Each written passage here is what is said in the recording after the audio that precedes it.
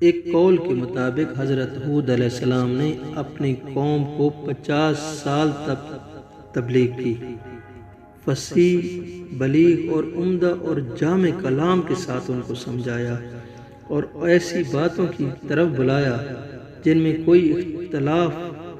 اضطراب نہیں تھا۔ ان کو سیدھی راہ چلنے پر اکسایا اور خوب اپنی قوم پر شفقت اور نرمی نچھاور کی، اور ان سب باتوں کے باوجود کسی اجر و انعام کے طلبگار نہ ہوئے، بلکہ محض رضائے الہی اور اپنی قوم کی بھلائی کو پیش نظر رکھا اور اجرت و معاوضہ کی امید صرف اللہ سے رکھی، مگر قوم والے مسلسل نافرمانی پہ اٹے رہے۔ تو کہا جاتا ہے کہ اللہ پاک نے حضرت ہود علیہ السلام کی دعا کی وجہ سے، یعنی کہ مسلسل 3 سال تک ان پر بارش روک دی، یوں اس کے نتیجے میں ان کی فصلیں برباد ہو گئی، ان کے سرسبز و شاداب علاقے ویرانوں میں تبدیل ہو گئے، باغات سوکھ گئے، ٹھنڈے پانی کے چشمے خالی ہو گئے۔ محمد بن اسحاق بن جسار نے نقل فرمائی ہے کہ جب قوم عاد نے ہر بات کا انکار کر دیا تو باران رحمت کو ان پر 3 سال تک روک دیا گیا، اور وہ بڑی مشقت میں مبتلا ہو گئے۔ اور اس زمانے میں ان کافر لوگوں کو بھی اگر کوئی مصیبت آن پڑتی تھی تو وہ بھی اللہ ہی سے اس مصیبت سے رہائی کی دعا کرتے تھے، اور اس کے حرمت والے گھر یعنی بیت اللہ میں جا کر آہوزاری کرتے، اور یہ رسم و رواج ان کے ہاں مشہور تھا۔ تو خیر قوم عاد نے بھی اس معروف طریقے کے مطابق تقریباً 70 آدمیوں کو وفد کی صورت میں بیت اللہ کی طرف بھیجا تاکہ یہ وفد وہاں پہنچ کر اپنی قوم کے لیے بارش طلب کرے۔ یہ وفد مکہ میں معاویہ بن بکر کے پاس ٹھہرا، وہاں 1 مہینہ تک انہوں نے قیام کیا۔ وہاں ان کو شراب نوشی اور ہر طرح کی عیش و عیاشی مہیا کی جاتی تھی۔ اس عیش و عیاشی میں وہ اپنے آنے کا مقصد تک بھول گئے۔ چنانچہ معاویہ بن بکر نے اپنی باندیوں کے ذریعے کچھ شعر سنائے اور ان کو اشارتاً اپنا مقصد یاد دلایا، تب ان کو اپنا مقصد یاد آیا، اور پھر حرم کی طرف کھڑے ہوئے اور اپنی قوم کے لیے دعا کی، اور ان کا بڑا دعا کرانے والا وکیل بن عمر تھا۔ تو اللہ تعالیٰ نے ان پر 3 رنگوں کے بادل بھیج دیے، سفید، سرخ، سیاہ۔ پھر آسمان سے کسی غیبی منادی نے ندا دی کہ اپنے لیے یا اپنی قوم کے لیے ان 3 بادلوں میں سے کوئی ایک منتخب کر لو۔ تو کیل نے کہا کہ میں سیاہ بادل پسند کرتا ہوں، کیونکہ وہ خوب بارش والا بادل ہے۔ یہاں تک کہ وہ بادل قوم عاد کی مغیث نامی بستی میں پہنچ گئے۔ وہاں لوگوں نے بادلوں کو دیکھ کر خوشیاں منانا شروع کر دی اور کہنے لگے کہ یہ بادل ہم پر برسات کریں گے۔ لیکن وہاں ایک عورت نے صحیح بات کو سب سے پہلے سمجھ لیا اور پہچان گئی کہ یہ تو عذاب اٹھائے ہوئے بادل ہیں۔ اس عورت کا نام مہد بتایا جاتا ہے۔ تو جب اس نے یہ دیکھ لیا تو چیخ و پکار کی، پھر بے ہوش ہو کر گر پڑی۔ جب آفاقہ ہوا تو لوگوں نے اس سے پوچھا کہ احمد تو کیا دیکھ لیا؟ کہا میں نے اس بادل میں آندھی دیکھی ہے جو آگ کی طرح ہے، اور اس کے آگے آگے کچھ لوگ ہیں جو اس کو ہنکا رہے ہیں۔ پھر اللہ نے ان پر یہ آندھی 7 راتیں اور 8 دنوں تک جاری رکھی، اور وہ بھی مسلسل رہی،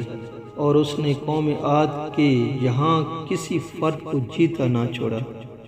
لیکن حضرت ہود علیہ السلام اپنے مومنین ساتھیوں کو لے کر ایک خطیرہ نامی بستی میں داخل ہو گئے، اور ان کو کچھ ذرا بھر عذاب نہ پہنچا،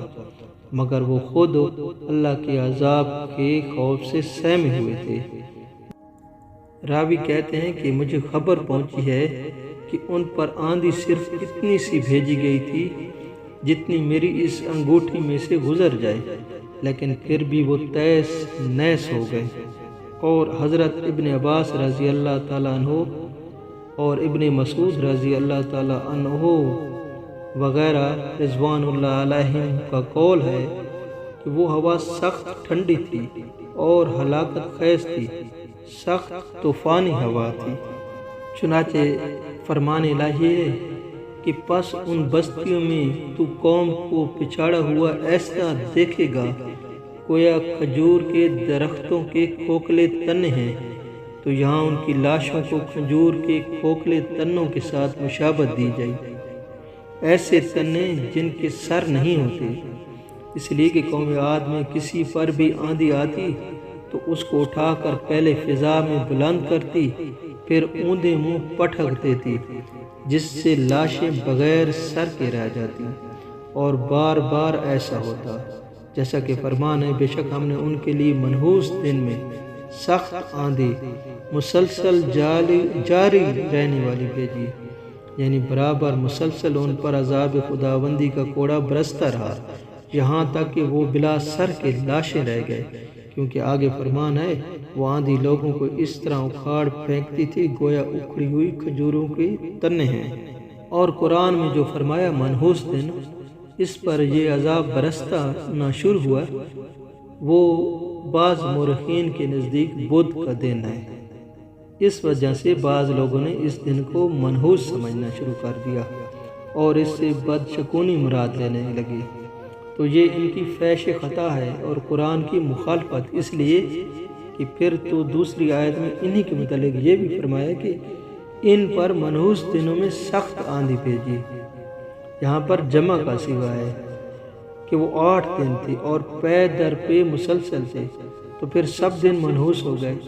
اور اس لغو بات کا کوئی قائل نہیں ہے۔ اور یہ آیت میں جو ان دنوں کے متعلق نحوست کے لفظ فرمائے وہ خاص اس قوم پر تھے، یعنی اس قوم عاد کے لیے یہ بڑے منحوس دن ثابت ہوئے۔ اور فرمان باری تعالیٰ ہے اور عاد میں بھی نشانی ہے جب ہم نے ان پر بانچ نامبارک ہوا چلائی، یعنی ایسی ہوا جو کسی خیر و بھلائی کا سرچشمہ نہیں، اس لیے کہ وہ محض ہوا ہی تھی، نہ بارش کے بادلوں کو ہانکتی تھی اور نہ کسی شجر کو زرخیز کرتی تھی، بلکہ بانچ تھی، کوئی خیر کا نتیجہ نہ تھی۔ اور حضرت ابن عمر رضی اللہ تعالی عنہ سے مروی ہے کہ رسول اکرم صلی اللہ علیہ وآلہ وسلم نے فرمایا کہ وہ آندھی جس کے ذریعے قوم عاد ہلاک کی گئی، اللہ نے اس پر انگوٹھی جتنی جگہ کی مثل ہوا کھولی تھی، بس وہ ہوا پہلے دیہاتوں میں گئی اور وہاں کے لوگوں اور مویشیوں اور مالوں کو اٹھایا اور آسمان و زمین کے درمیان لے گئی۔ تو قوم عاد کے شہریوں نے یہ منظر دیکھا تو کہنے لگے یہ تو بادل ہے جو ہم پر برسات کرے گا۔ پھر آندھی نے ان دیہات والوں کو شہر والوں پر پٹک دیا تو سب کے سب ہلاک ہو گئے۔ صحیح مسلم میں ہے کہ حضرت عائشہ رضی اللہ تعالی عنہا سے مروی ہے کہ جب ہوا تیز چلتی تو رسول اکرم صلی اللہ علیہ وآلہ وسلم یہ دعا مانگتے، اے اللہ میں تجھ سے اس کی خیر کا طلبگار ہوں، اور جو اس میں ہے اس کی خیر کا، اور جو تو نے اس میں شر رکھا ہے اور اس سے اور اس کی شر سے میں آپ کی پناہ مانگتا ہوں۔ حضرت بی بی عائشہ رضی اللہ تعالی عنہا فرماتی ہیں کہ جب بادلوں سے آسمان غائب ہو جاتا تو حضور اکرم صلی اللہ علیہ وآلہ وسلم کا رنگ مبارک بدل جاتا تھا، تو آپ صلی اللہ علیہ وسلم کمرے میں کبھی باہر جاتے، کبھی اندر داخل ہوتے، کبھی آگے جاتے، کبھی پیچھے جاتے، لیکن پھر جب بارش برستی تو پھر خوشی طاری ہو جاتی۔ تو حضرت بی بی عائشہ رضی اللہ تعالی عنہا نے یہ کیفیت جان کر خدمت اقدس میں سوال کیا تو آپ صلی اللہ علیہ وسلم نے فرمایا کہ عائشہ رضی اللہ تعالی عنہا کہیں ایسا نہ ہو جائے جو قوم عاد نے کہا تھا۔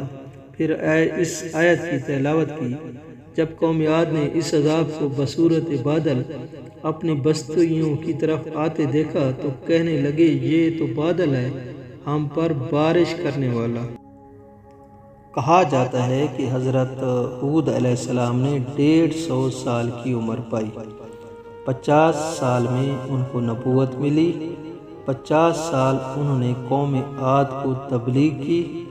اور قوم عاد کی ہلاکت کے بعد مزید 50 سال تک وہ زندہ رہے۔ اور آپ کی قبر مبارک کہاں ہے اس کے بارے میں اختلاف ہے۔